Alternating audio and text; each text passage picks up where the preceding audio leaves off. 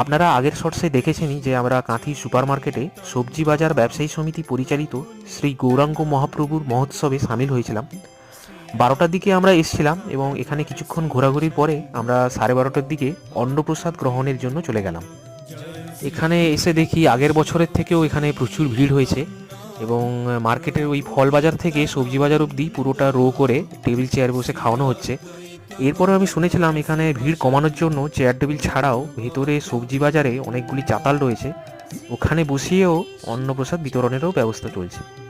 এরপর একটা টেবিলে কিছুক্ষণ আমরা ওয়েট করার পরে আমি, ভাই আর সুশমন বসে গেছিলাম খেতে, এবং এখানে দেখতেই পাচ্ছেন কতটা ভিড় হয়েছে। অনেক দূর গ্রাম থেকেও এখানে লোক ছুটে আসে অন্নপ্রসাদ খাওয়ার জন্য।